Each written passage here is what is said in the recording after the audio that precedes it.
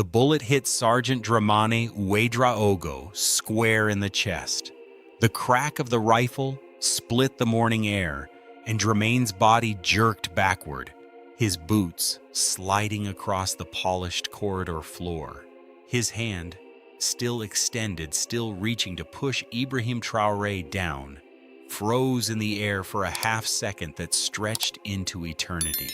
Then he crumpled against the wall, leaving a dark smear on the white paint, his rifle clattering beside him. Traoré was already on one knee, not because he'd been pushed, because he'd heard the whisper of the window latch a fraction of a second before the shot, and his body had moved before his mind caught up. He grabbed Dramane's collar and dragged him behind the concrete door frame as a second round punched through the air where both of them had been standing. "Captain," Dramane whispered. Yet he still called him Captain. Everyone in the Presidential Guard did. It was trust forged in foxholes, in ambushes, in nights when the Sahel swallowed men whole, and only brotherhood brought them back. "Don't talk."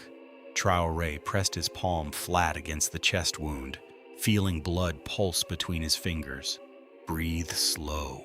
That's an order." But Dramane gripped Traoré's wrist with impossible strength and pulled him closer. His lips moved. 5 words. 5 words that shattered every protocol of the presidential security detail. "The shooter is one of ours." Then his eyes rolled back and his grip went slack. Traoré checked the pulse at his neck. Faint, present, and laid Dramane's hand down gently. He stood. Guards flooded the corridor from both ends, rifles raised, boots pounding. Colonel Abdul Kabore, chief of the security detail, he arrived first, his face a mask of controlled fury. "Monsieur le Président, the shooter fired from the East Wing rooftop. We need to move you to the secure room immediately." Traoré studied him. Kabore's eyes were steady, his jaw tight, one hand on his sidearm, the other gesturing toward the stairs.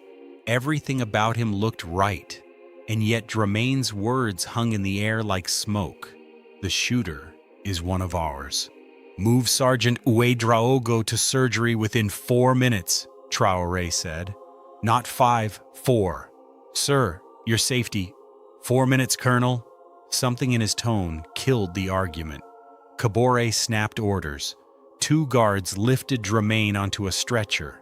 Traoré watched them carry his man away, watched the blood trail on the floor, and turned to Kabore. "Walk with me, East Wing." Kabore hesitated 1 step. "Sir, the shooter's position is in the East Wing. We should be moving away. I know where the shooter was, that's why we're going there." The East Wing was under renovation. Scaffolding lined the exterior, tarps covered the windows. Traoré had flagged it weeks ago as the compound's single most vulnerable point. He'd ordered additional patrols. Kabore had personally assured him the coverage was airtight. On the rooftop, the shooting position was obvious. A nest behind the ventilation unit with a clear line of sight down through the corridor window. The rifle was gone, but a brass casing remained still warm, along with a strip of torn military-issue cloth, standard Presidential Guard fabric. "Seal this compound," Traoré said quietly. "No one leaves, no vehicles, no foot traffic through any gate. Shut the communications room to all outgoing signals except my direct line. Full roster check. Every guard on duty in the last 6 hours. Every name, every post, every minute." "Sir, that locks down the entire government quarter." "Every name, Colonel. Every post. Every minute." He said it without raising his voice. Ibrahim Traoré had learned long ago that volume was the weapon of men who had lost control. Precision was the weapon of men who never would. The surgery took 3 hours. Dramane survived. The bullet missed his heart by the width of a finger. When the surgeon delivered the news, Traoré closed his eyes for 2 seconds, then ordered to remain guarded by 2 men from his original unit in Kaya, soldiers who existed outside Traoré's chain of command entirely. By nightfall, the roster check was complete. On paper, every guard was accounted for, every post covered, every minute logged, no gaps, no anomalies, which told Traoré exactly what he needed to know. The logs had been doctored. He knew this because 3 weeks earlier, he had quietly installed hidden cameras in the East Wing scaffolding, small battery-powered, recording to a standalone device disconnected from the compound's security network. He had told no one, not Traoré, not intelligence, not even Dramain. He had installed them himself, at night, in work clothes, because a voice in the back of his mind, the same voice that had kept him alive through ambush after ambush, told him that the East Wing renovation was too convenient a vulnerability to be accidental. Alone in his locked office, he pulled the footage. At 4:47 that morning, yes, a figure in presidential guard fatigues climbed the scaffolding carrying a rifle case. Confident, unhesitating, rehearsed. At the rooftop, the figure assembled the weapon and waited over 2 hours.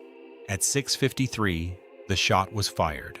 90 seconds later, the weapon was disassembled and the figure was gone. Traoré paused on the clearest frame. The build, the gait, the way the man held the rifle.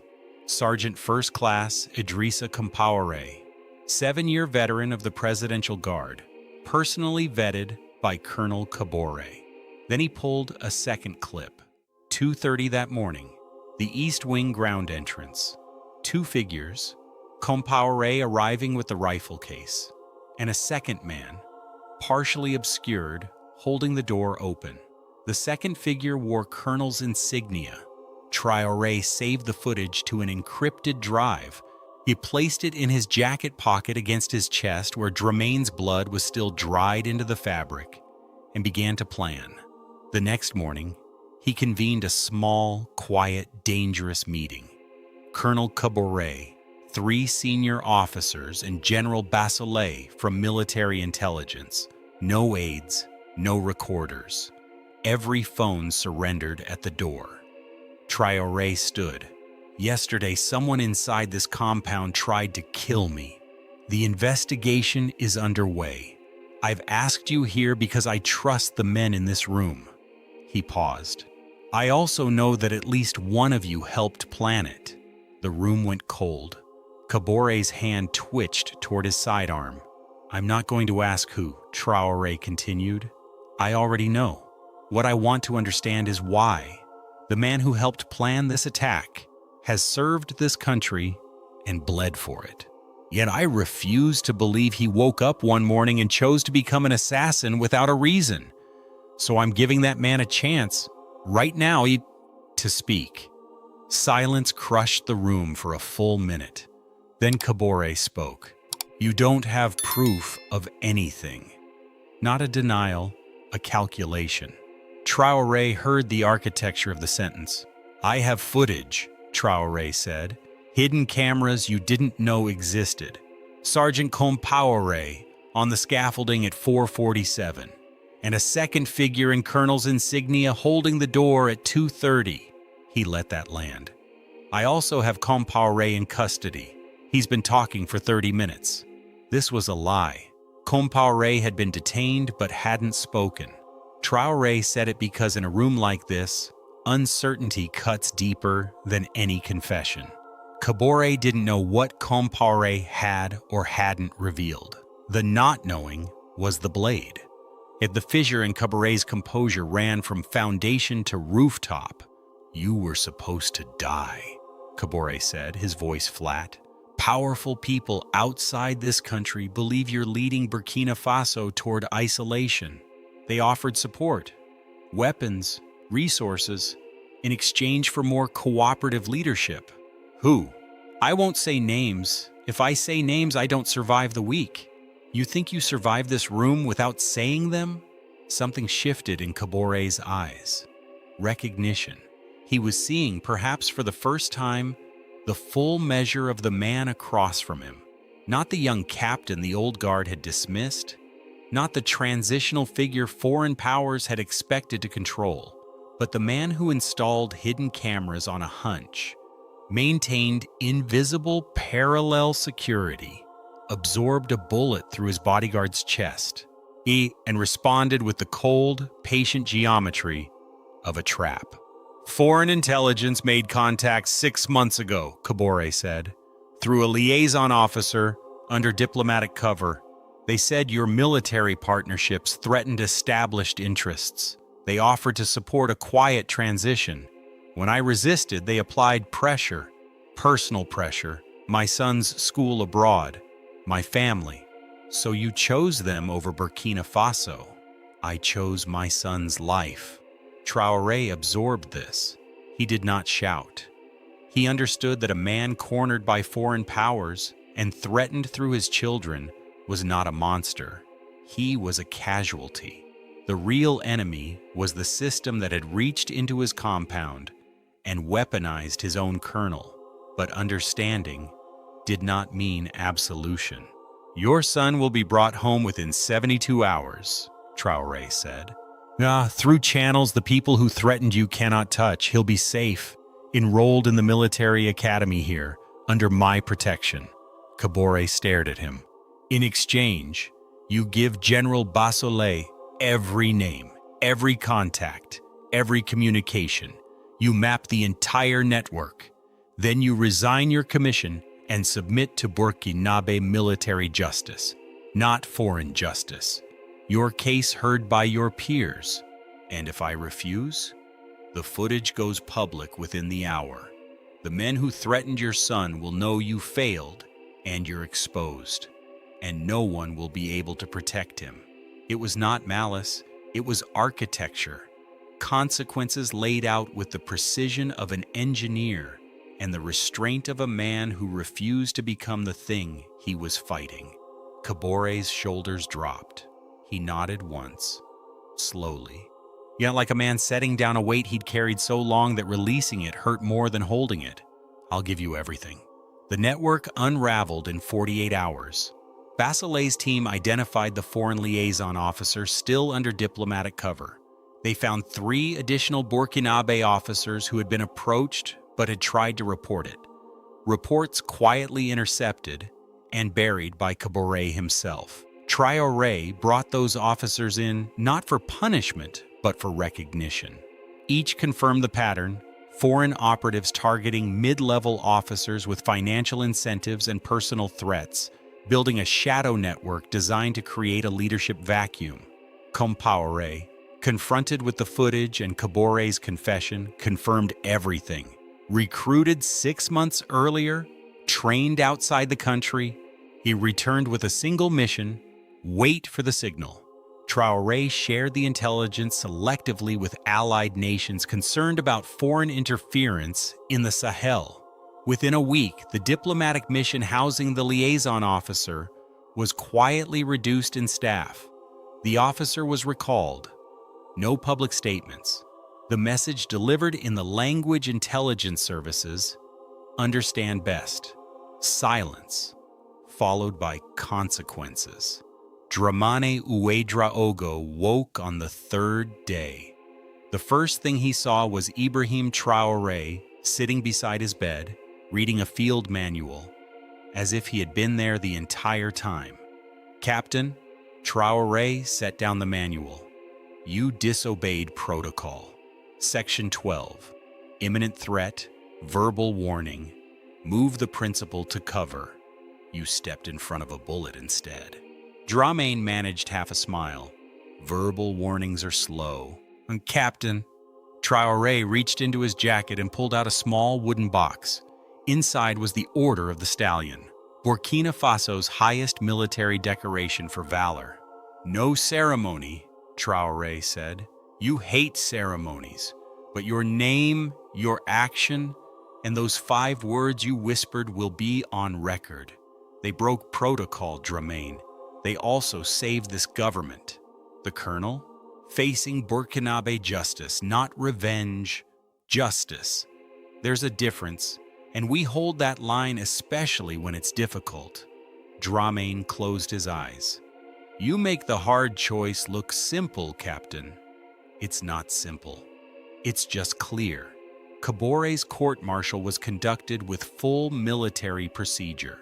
He was stripped of his rank and sentenced to 15 years. His son was brought home safely, enrolled in the academy, Chai placed under a retired general's guardianship. Traore ensured this personally, because destroying a traitor was easy. Any strong man could manage that. But separating a man's guilt from his child's future required something power alone could never provide. The institutional gaps were sealed with reforms Traore designed himself.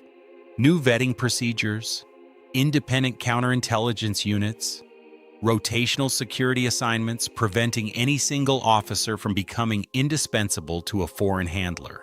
He also met privately with each officer who had tried to report the foreign approaches. He thanked them, promoted them, and told them something none of them forgot. The strength of this country is not in its president. It is in men and women who choose to do the right thing when no one is watching and no one would blame them for staying silent. You chose to speak. That is worth more than any medal. 2 months later, Traoré returned to active duty. He refused the desk assignment the medical board recommended and resumed his position at Traore's side. When a recruit once asked him what it felt like to take a bullet for the president, his answer became legend within the ranks. It felt like doing my job. The hard part was watching the captain sit by my bed for 3 days pretending he wasn't worried. That man carries the weight of a nation and still makes time to sit with a sergeant. That's not a president. That's a leader.